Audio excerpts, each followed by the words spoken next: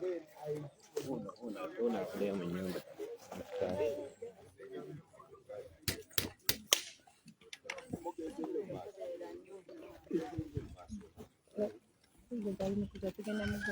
me first finish. President, let me finish. The sharing live.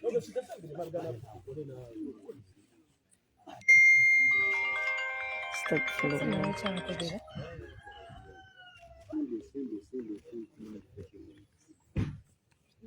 Jiteke ko share.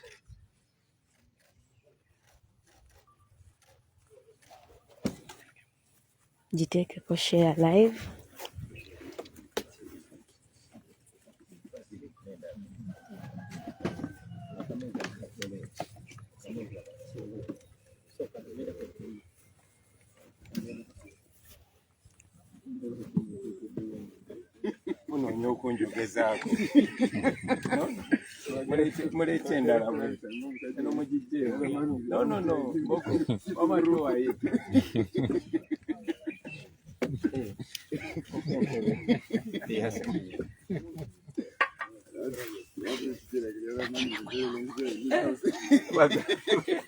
Hey, sorry.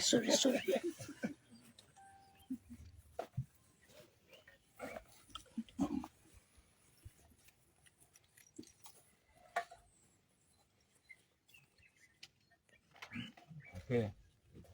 Ladies and gentlemen, thank you very much for being with us this morning. We are glad to inform you that today we are proceeding to Kayunga district to campaign as per the arrangement and program with the Electoral Commission and the people of Uganda. But before we proceed, we saw it very important to speak to the nation about a few issues, the most important being the escalating brutality from the police, the military, and all other security agencies. We've noticed that there has been a lot of brutality lately, and this follows the arrest of our supporters, our campaign team, and numerous innocent citizens.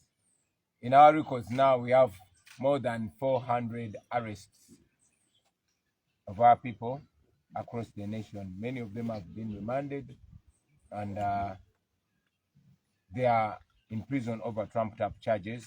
All these are politically motivated.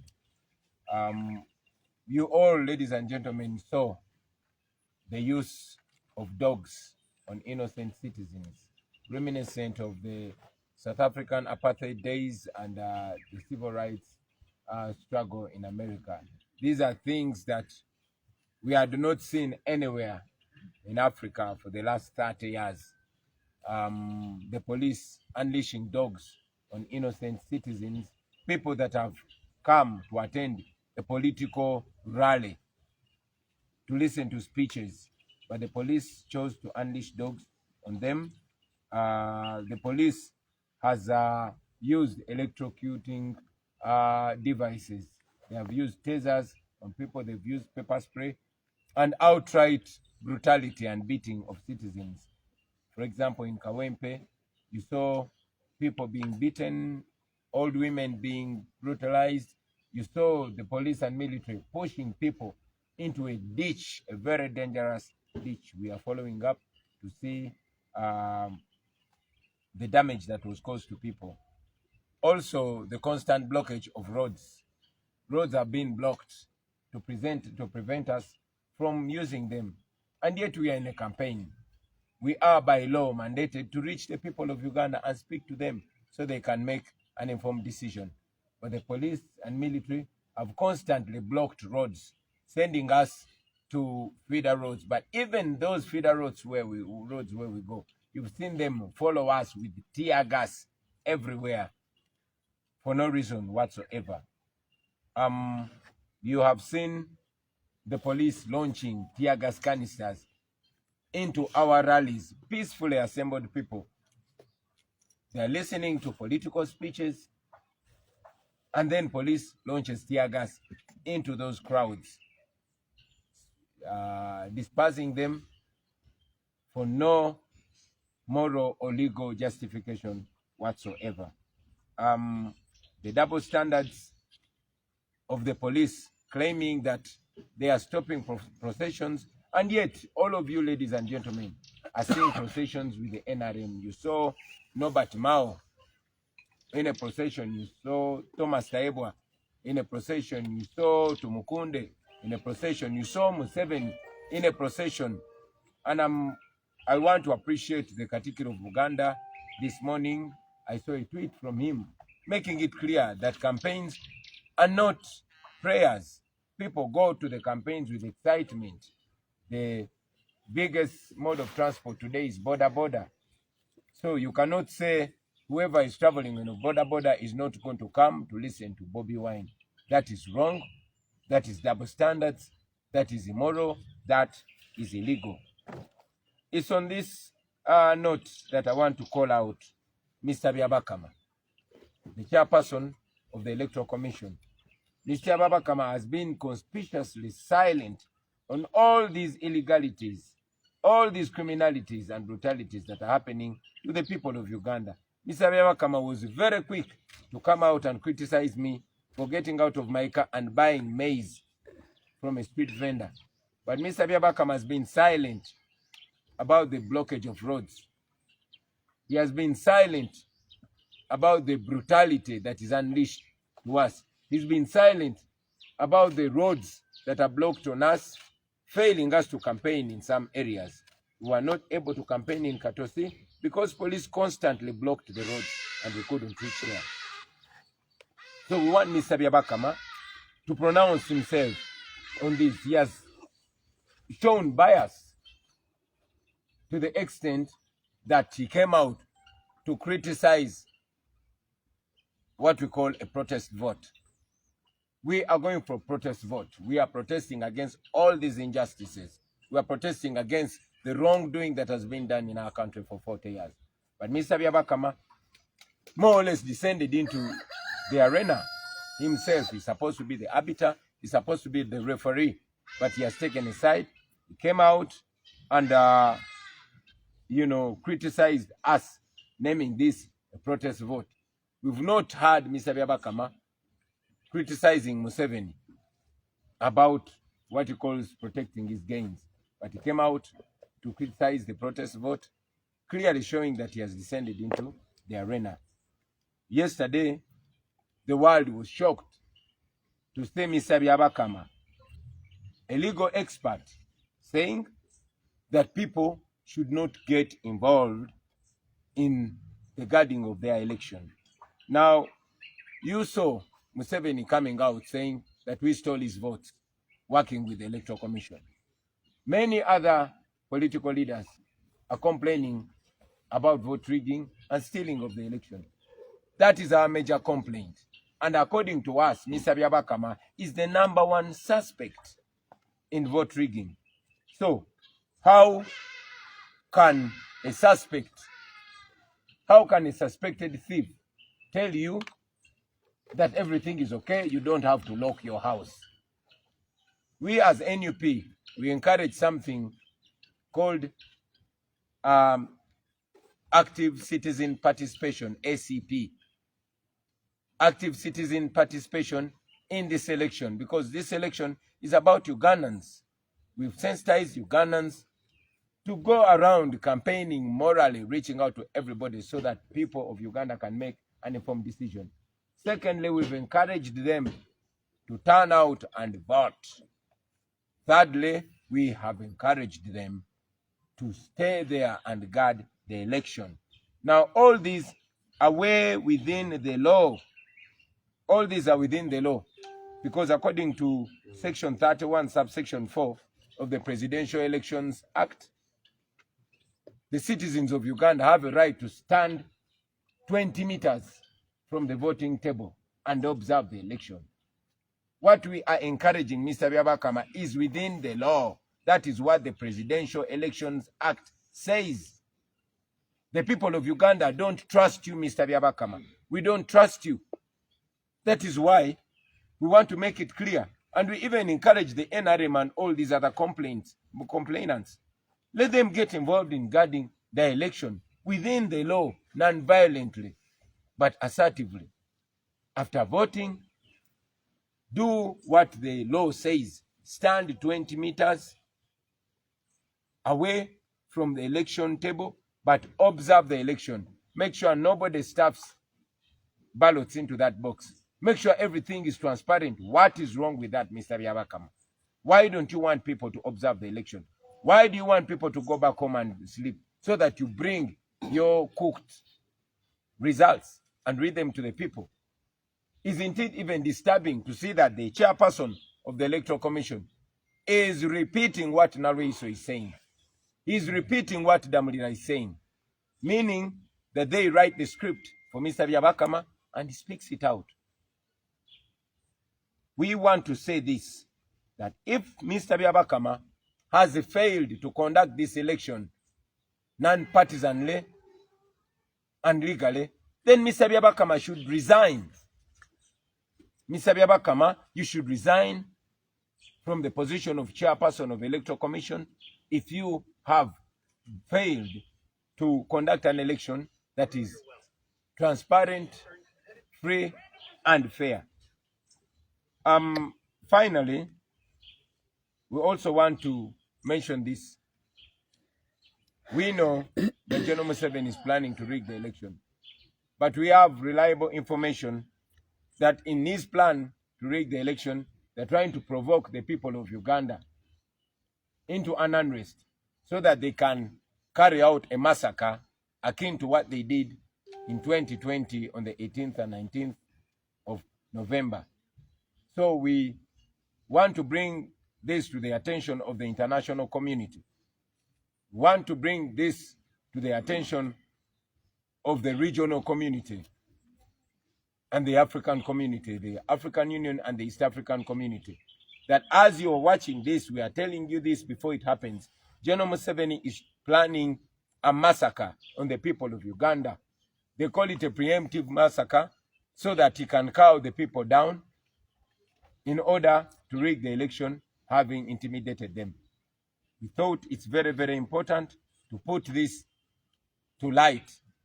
We also are aware that Museveni is planning to put a curfew prior to the election so that he can tie the people of Uganda down in order to rig the election. We thought it's important to inform the nation.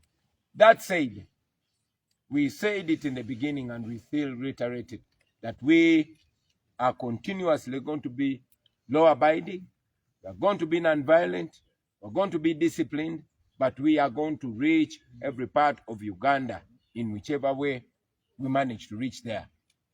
The regime will continue exposing itself. Our weapon is the camera. We thank you. Mu Luganda, abasebo ne banyabo tubebaza olw'okujja okwongerayo eddoboozi lyaffe. Olunaku lwa leero tugenda ku campaigningira mu disitulikiti y'e Kayunga.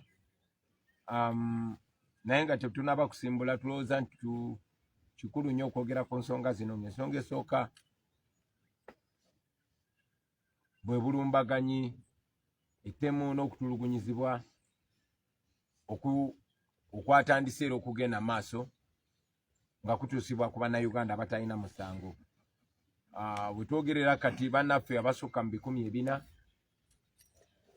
bakwate bali mu makomera awatali musango.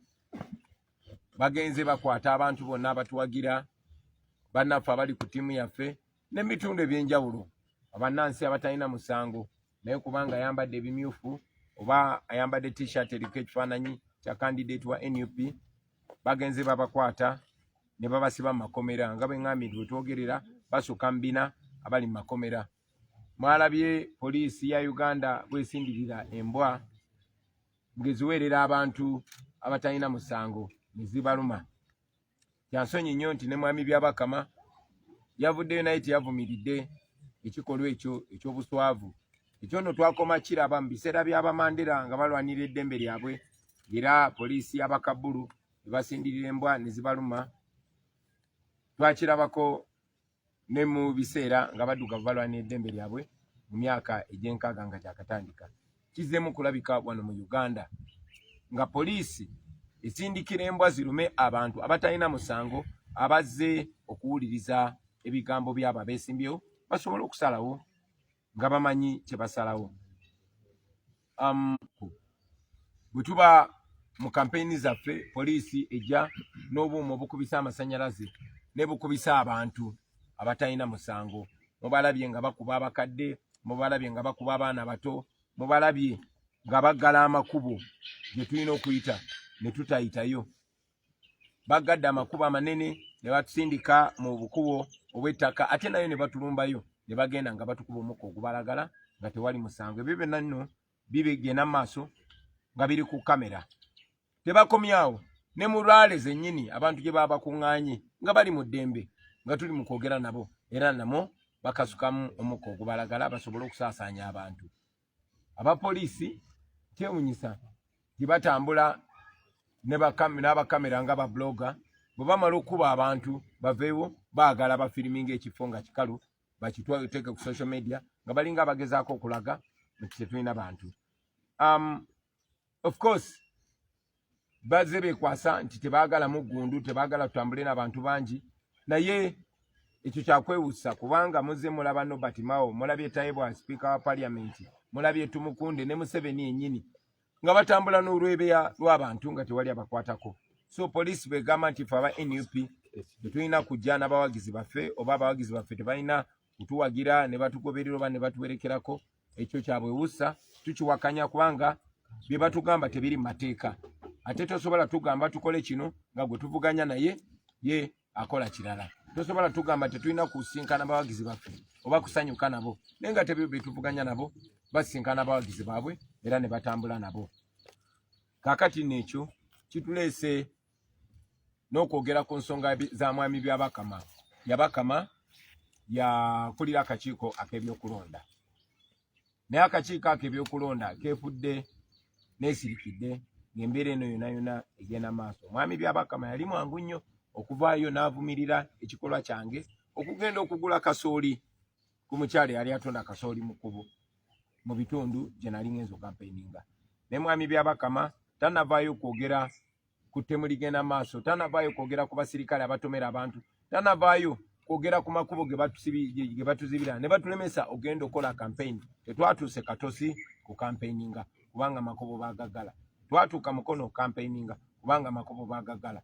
Oliise gale kubo ng'obuzaayo eddakiika 5 okutuuka w'olaga negamba genda oyite mu kkubo eddala erigenda okutwala essaawa 2 n'otuuka obudde bugenze ate ne bagalawo ne bakuba n'omukka ogubalagala mu lwale ne bagamba obudde buweddeyo. So eyo enkola mwami byabakama tanaba gyogerako, wabula mwami byabakama mwamuwulira mwenna bwe yavaayo n'avumirira kye tuyita protest vote oba enkola gye tugenda ogenda nayo mu kalulu nga tugenda okulonda nga tuwakanya ebyo ne bitunyigiriza ekitamenya mateeka. Mwami byabakama yalina kubeera referee, naye ate kati naye alinga eyeefudde omuzannyo era ayingidde mu kisaawe. N'olunaku lw'eggulo mwamulabye ng'addiŋŋana ebya Nalweyiso byabadde ayogera, ng'addiŋŋana ebya Damulira byabadde ayogera, ng'agaana bannansi okugenda okukuuma akalulu kaabwe. Mwami byabakama njagala omutegeeza nti omulamwa gwe twajja nagwo gwa ACP oba Active Citizen Participation. Abannansi ba Uganda balina eddembe okwenyigira mu kukuuma akalulu era etteeka erifuga okulonda president gye bayita Presidential Elections Act likitaanya lunye mu kanyomero mu section eya 3 subsection ey'okuna liragira nti abantu abamaze okulonda baddembe okuyimirira mita 2 okuva ku meeza erondebwako. N'olw'ensonga eyo tewali teeka bannayuganda lye baba bamenye okuuma akalulu kaabwe, tekiriyo. Mwami Museveni yagamba abamubba akalulu, tugamba baatubba akalulu, n'abeesimbawo abalala bagamba bababba akalulu. Ne kkooti ensukulumu eya Uganda naye yavaayo n'egamba obululu bwabbibwa. N'olw'ensonga eyo tumenya teeka ki oba tukola nsobi ki bwe tuvaayo ne tukubiriza bannayuganda bonna okuvaayo okuuma akalulu kaabwe ng'etteeka bwe liragira. Bandibadde basanyuka na busanyusi. Naye kubanga tukakasa nti be babyenyigiramu, ffe ng'aba NUP tulumiriza mwami Byabakama tiyakulembera okubba obululu. Kati gwe mwami Byabakama nga gwe suspect mu kubba obululu, ate osobola otya okujja n'ogamba omunyiza nti okubanga ntebereza omuntu obubbi, ate omubbi yennyini n'ajja n'aŋŋamba temuggalawo nnyumba zammwe, temusibaawo, muzireke, buli kimu kijja kuba kirungi. Lwaki tukuwuliriza? Lwaki toyagala bannansi babitunuulire? Wabanga akalulu ka bwerufu, ka mazima, ka bwenkanya, lwaki toyagala bannansi batunule? Tukakase nti akalulu ka mazima na bwenkanya, awangula yabawangula. So bannayuganda nyongera obbakubiriza temuwuliriza bintu Byabakama, temuwuliriza bintu bya Nalweyiso oba byaddamulira. Abo bonna bakolera babbi ba bululu. Abo babagamba muveewo be baagala okubba akalulu kamu. Tewali musango gw'oboziza, teri tteeka ly'oba omenye okubeerawo n'olaba akaluluko nga tekabbibwa. N'olw'ensonga eyo bannansi ba Uganda mwena buno obuvunaanyizibwa bwammwe. Mwami Byabakama bw'aba tasobola kuteekateeka kalulu ka bwesimbu ak'amazima n'obwenkanya, mwami Byabakama tumusaba alekulire, wabeewo akulira akakiiko k'ebyokulonda atalina kyekubira, kubanga yalagidde ddala nti alina kyekubira. N'ekisembayo, bannayuganda twagala obbategeeza tetulina amawulire nti mwami Museveni mugezaako okwagala okubba akalulu kano, ayagala kusoomooza bannayuganda. Bino byonna babikola baagala bannayuganda bave mu mbeera bafuneyo babatemulira. Baagala kola masaka oba okola ettemu ery'omugundu nga lye baakola nnaku z'omwezi nga 18 ne 19 mwezi gwa Novemba 2020.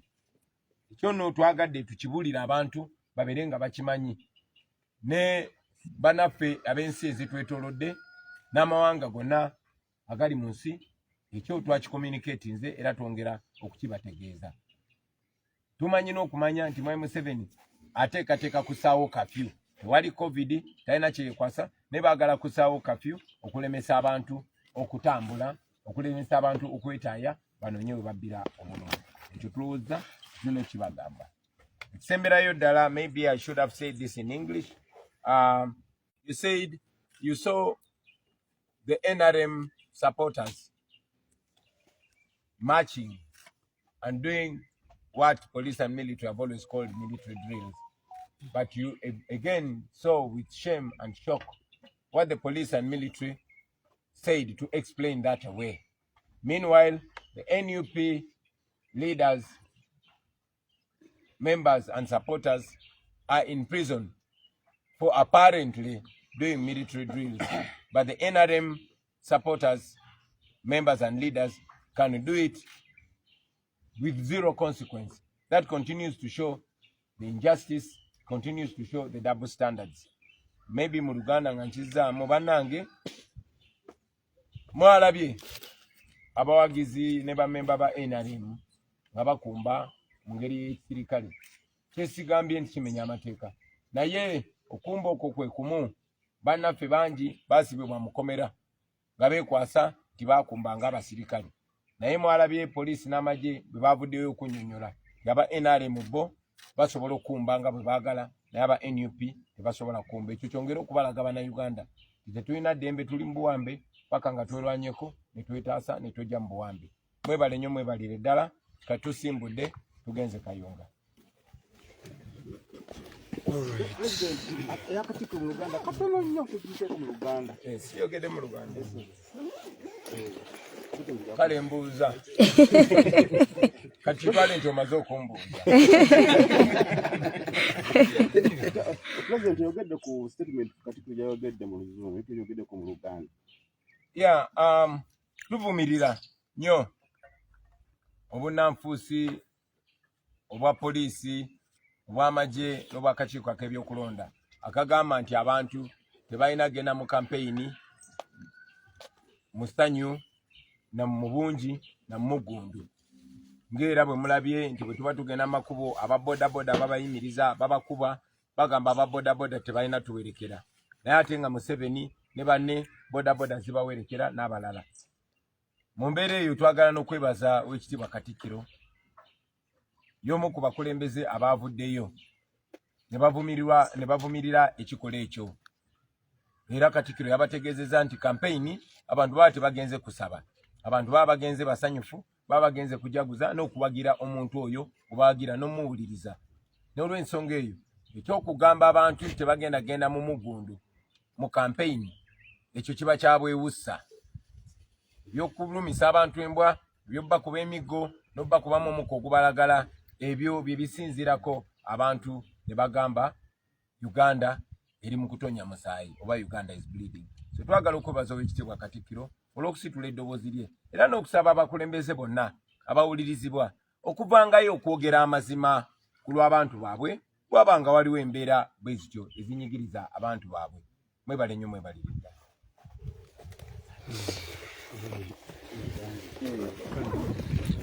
Okay, omulungi aliko ow'Omukisa TV nkwebaza nnyo Natera okubanga kwoli.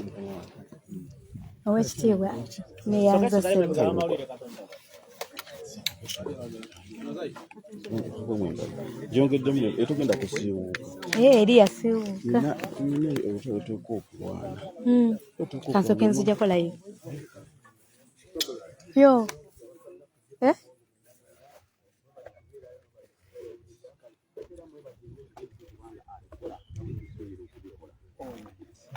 Hello.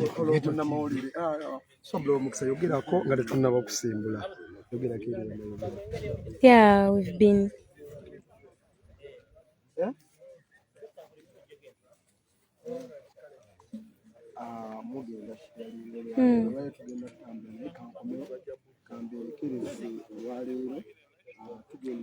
Can I give you a Secretary General if you don't mind? Can I give you a Secretary General if you don't mind? Bannange mushalinge.